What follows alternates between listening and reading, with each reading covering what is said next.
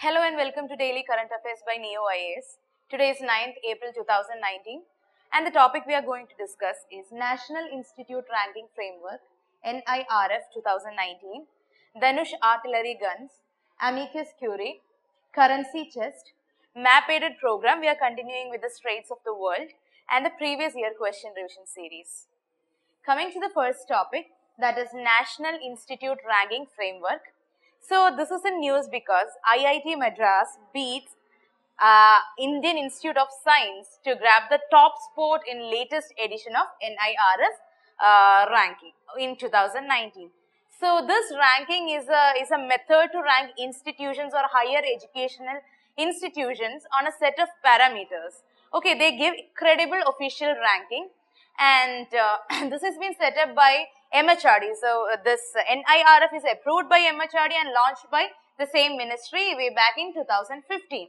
So this methodology is to identify the broad parameters for ranking various universities and institutions in order to make them a better institutional setup.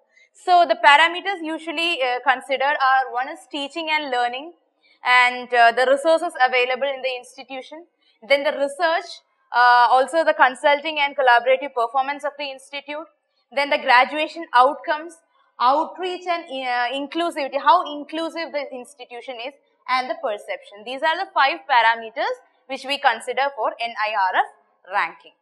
Okay.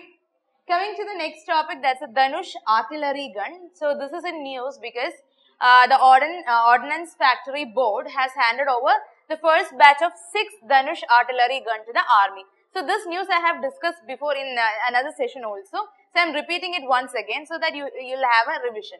So Dhanush artillery gun, it's indigenously upgraded gun of the Swedish Bofors. So Swedish Bofors was inducted into the force in 1980s. It's a long 155 mm long towed artillery gun. So its range is 36 kilometer for a very steep angle. Okay, 36 kilometer is a range, and it is compatible with all North Atlantic Ocean Organization ammunition systems. All the NATO ammunition system, it is very compatible, the NATO.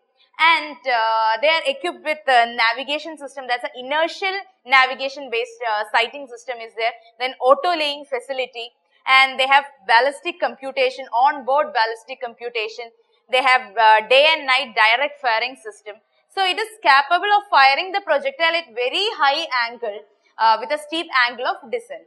Okay, that is the peculiarity of Dhanush artillery gun. And it would be the third type of artillery gun inducted into the force. The first one is K9 Vajra and then M777 ultralight howitzer. So both these have been inducted before, and this is the third type of artillery gun to be inducted into the force. And a howitzer, it's a type of artillery gun. It is characterized by a relatively short barrel, but it will take a very high trajectory.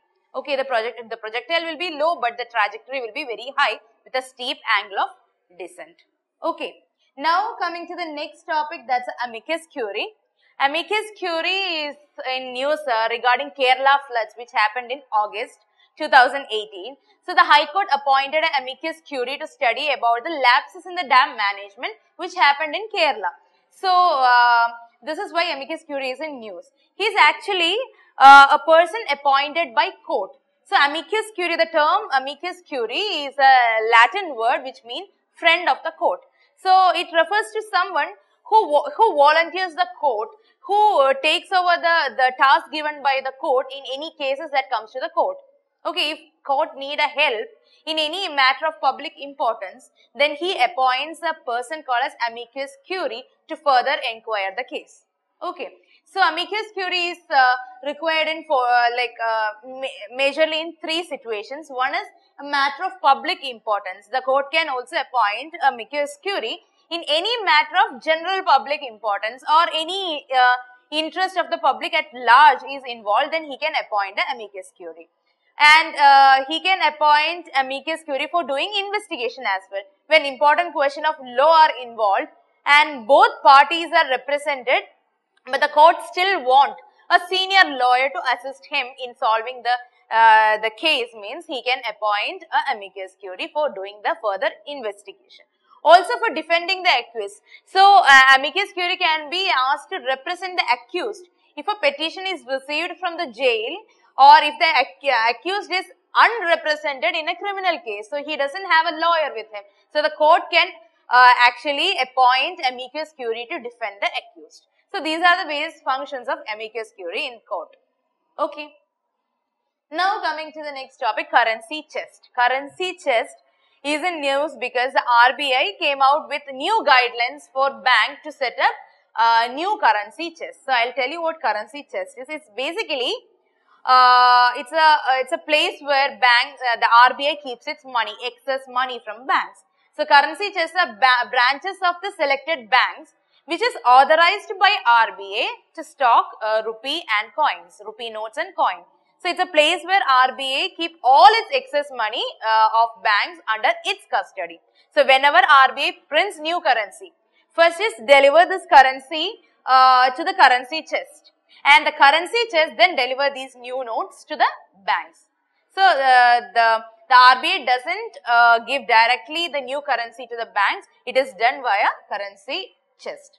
And a currency chest is actually a depository of RBI. So the bank, however, must maintain separate account independently of the chest which is monitored by RBI.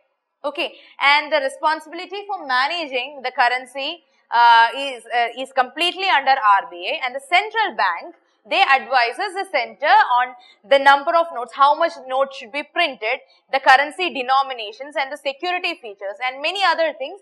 These things are being advised by central bank to the center. And the number of notes that need to be printed is done using a statistical model. Okay, that is according to the economic growth of the country, the rate of inflation which is there in the country, or even the rate replacement rate of soiled notes to the bank, coming back to the banks. Okay, these are the various criteria for statistical calculation of how much note should be newly printed. And the government has, however, the reserved right to determine the amount of coins that have to be minted. That is remaining with the government itself. Okay. Now, map aided program. So we are continuing with the straits of the world. The first one is Torres Strait. Torres Strait you can find in a different spelling as well, but my source say that this Taurus Strait. Okay, it joins Arafura Sea and the Gulf of Papua. So the location is Australia, Papua New Guinea and Australia.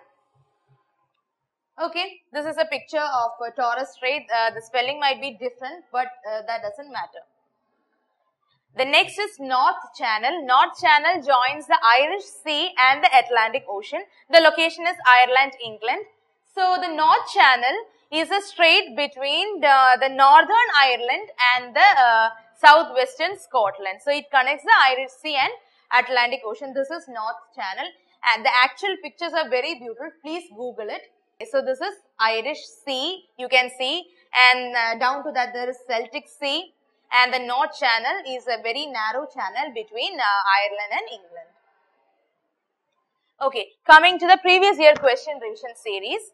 So consider the following crops: cotton, groundnut, rice and wheat. Which of the following is Kharif crops?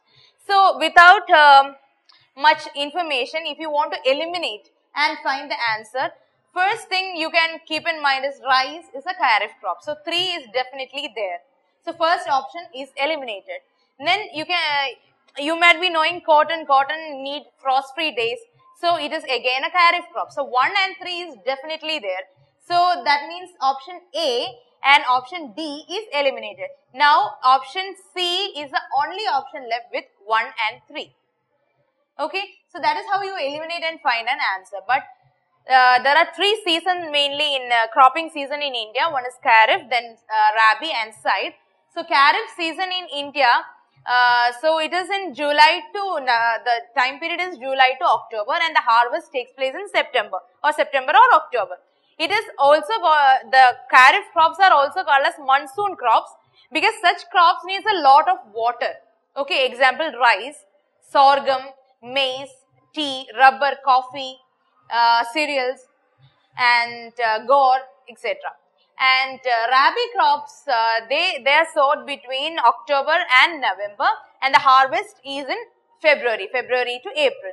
It is also called as winter season crops, and it needs cold weather for its growth and need less water, like wheat, oats, barley, pulses, oil seeds, etc. And scythe season is a sowing season between March and June, that is between Kharif and Rabi. It requires warm and dry weather for the growth, and it needs a longer day length for flowering. So the examples may be seasonal fruits and vegetables.